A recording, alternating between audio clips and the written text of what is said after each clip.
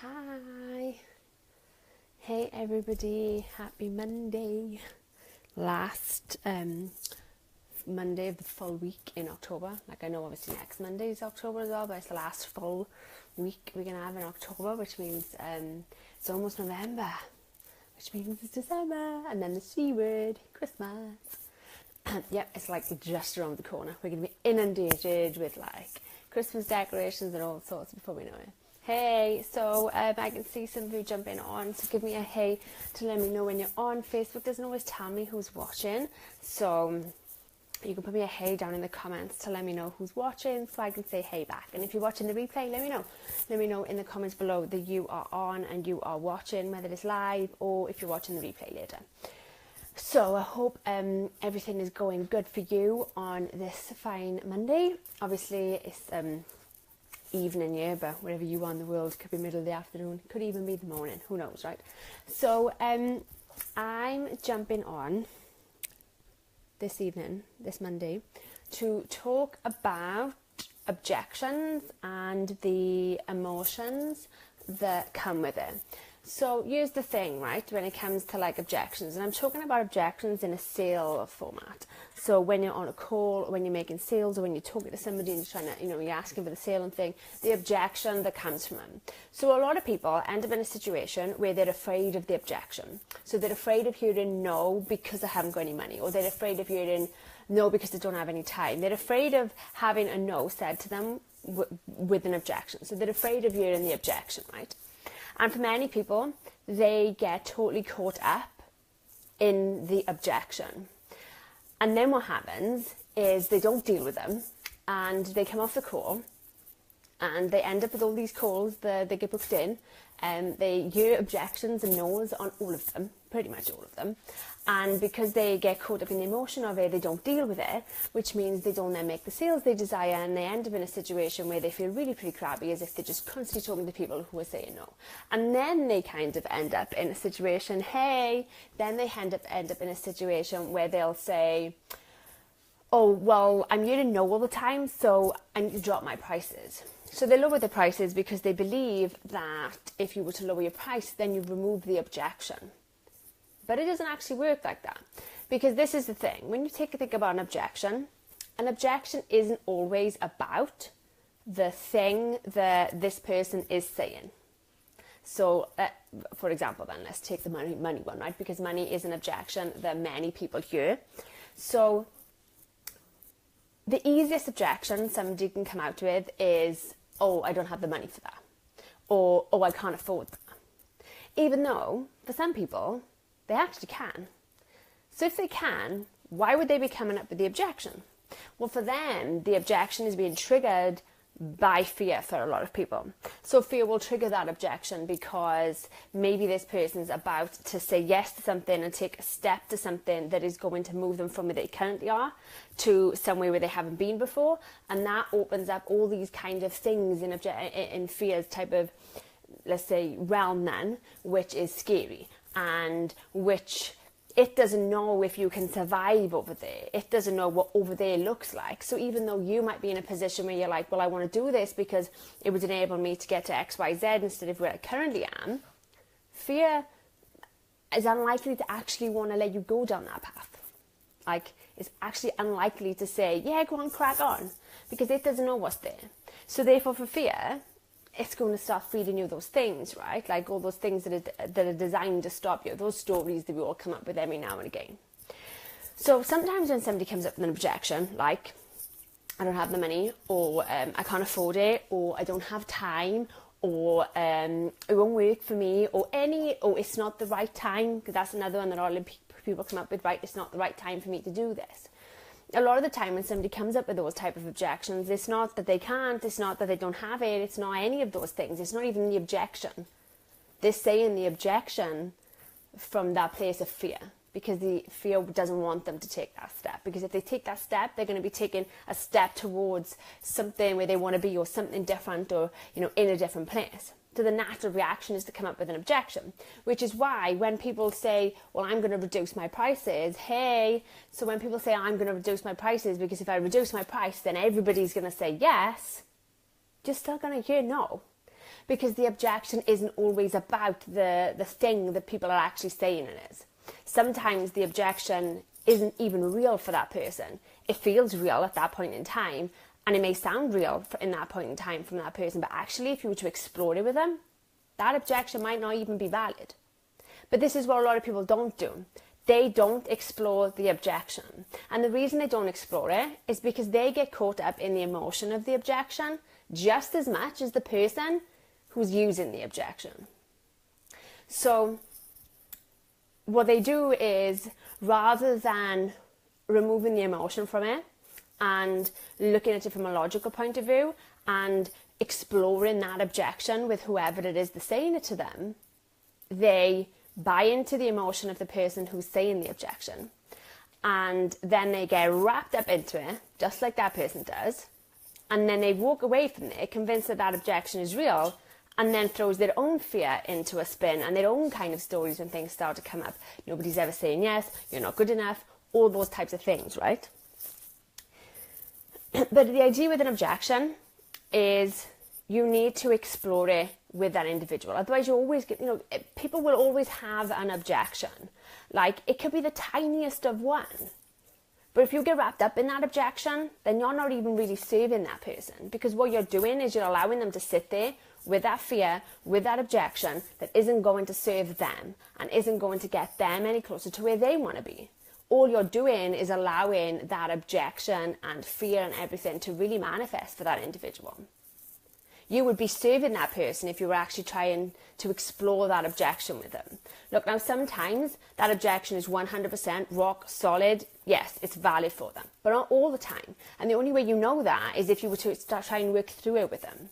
And even then, if the objection turns out to be actually 100% solid and concrete, then the idea is that you don't just say, okay, fine, you've got that objection, bye.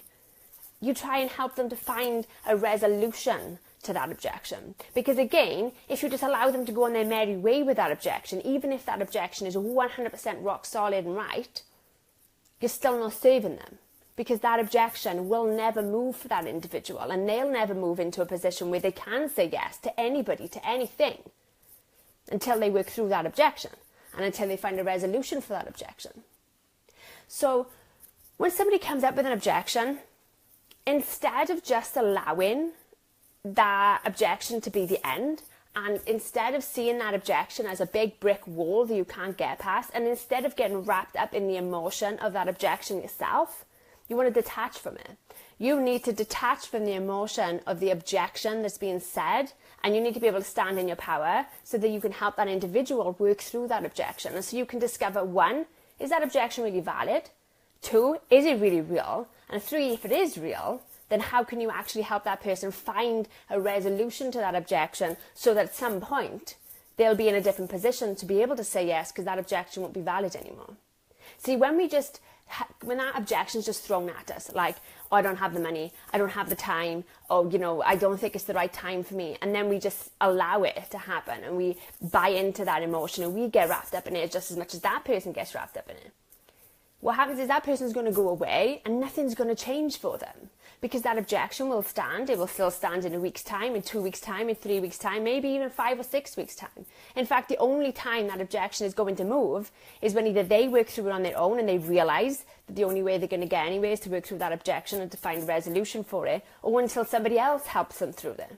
And that happens a lot. Do you know how many people I speak to that will say, well, I had so-and-so on a call, I had somebody on a call 4, 5, 6 weeks ago, and they came up with this objection, and then then I find out they've been on a call with somebody else and they said yes to them, even though they're still in the same position. The difference is one person helped them work through that objection and the other one didn't. So the one got a yes and the one got a no. And even if it's not about getting a yes there and then for you, even if that objection is really, really real for that person, then there's no point, you're not going to get any different results going back to them in 6 or 7 or 8 or 9 or 10 weeks time unless you've worked through that objection, unless you've tried to help them come up with a resolution to that objection. So you've got to detach yourself from the emotion because they're already wrapped up in it. When they're giving you that objection, they are wrapped up in the emotion of it. Whether it's the emotion tied to the money, or whether it's the time, or whether it's where they are currently, or whether it's their fear, whatever it is, they get wrapped up in it. They are wrapped up in that emotion. So the worst thing you can do for them is to get wrapped up in it yourself. What you need to do is step away from the emotion, detach from the emotion, because getting yourself wrapped up into the emotion like they are isn't going to benefit you, and it isn't going to serve them either.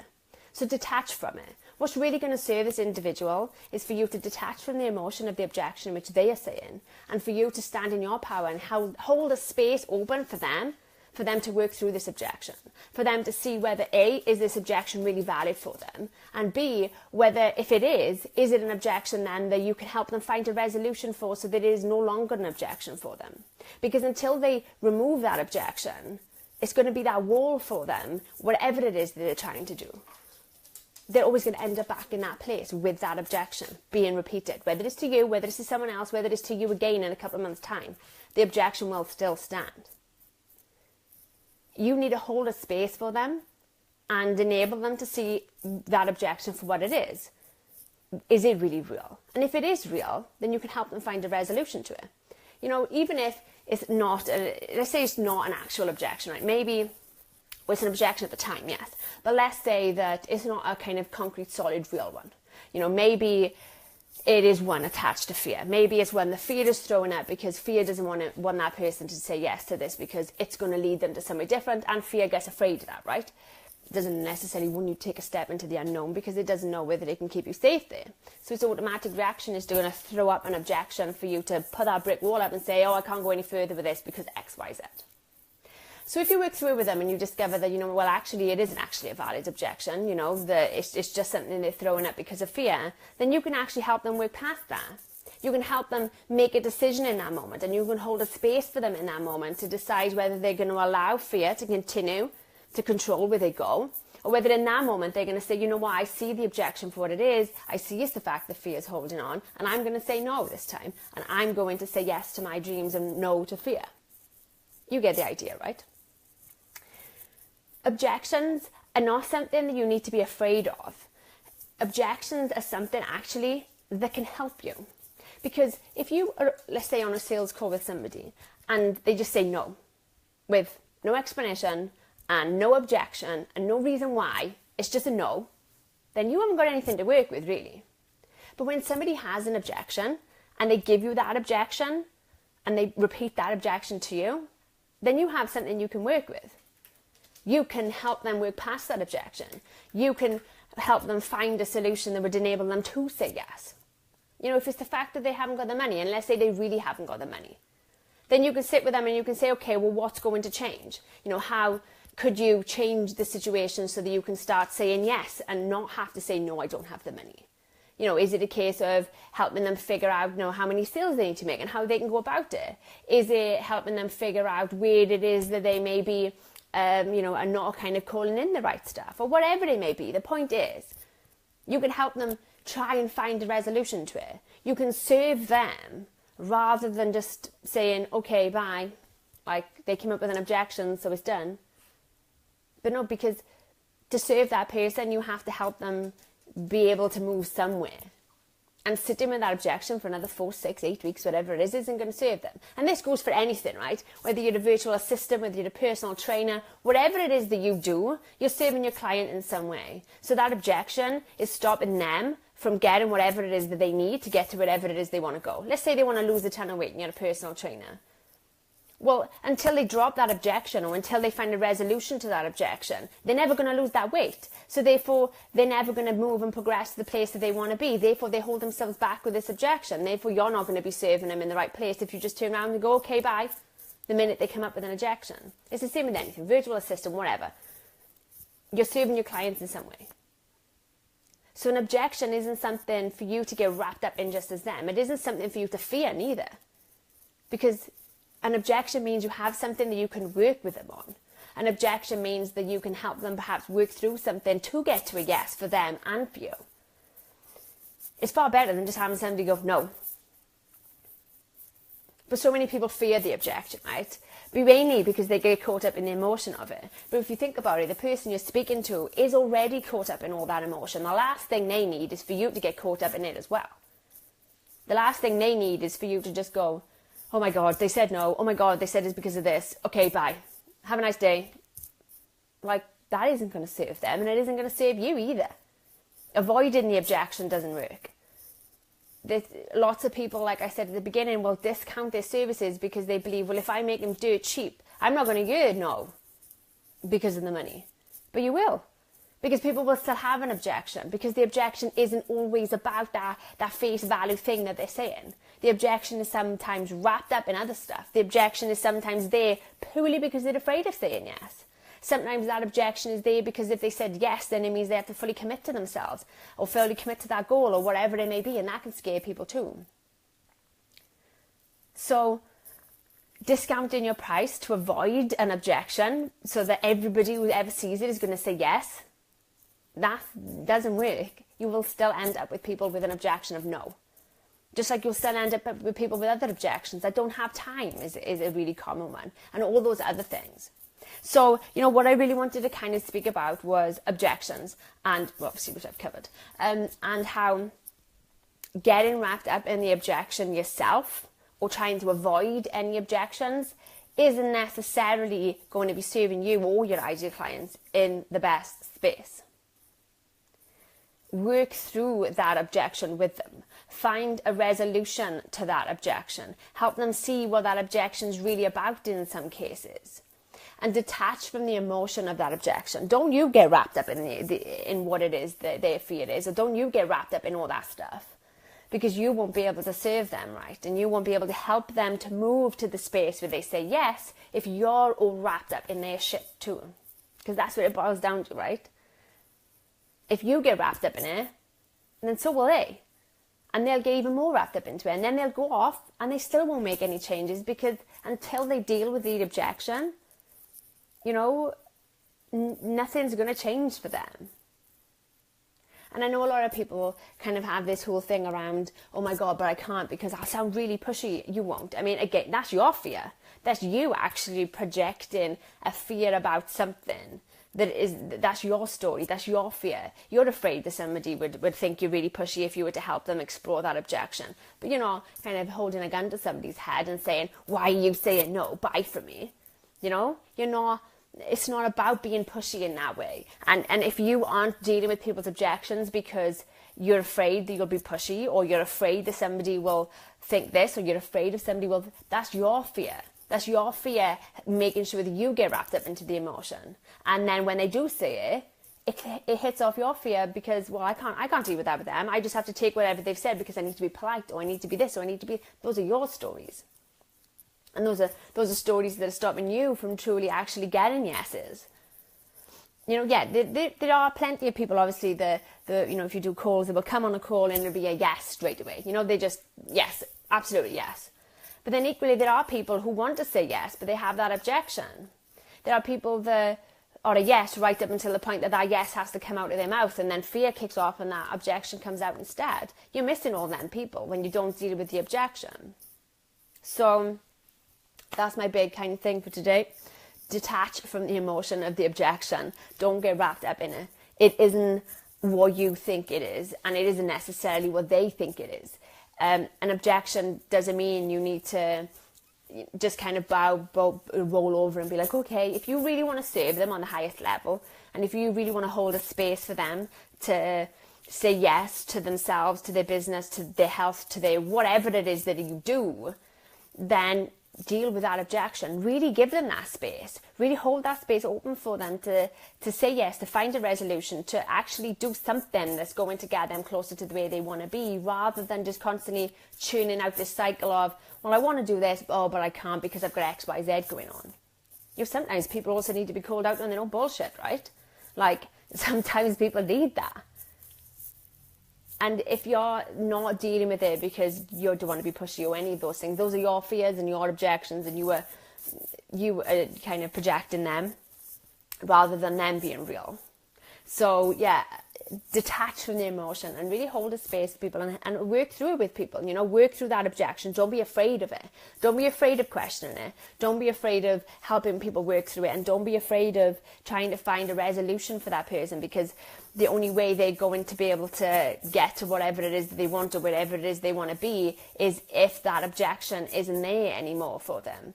And the only way that's going to ever happen is if they actually work through it or find a resolution for it, right?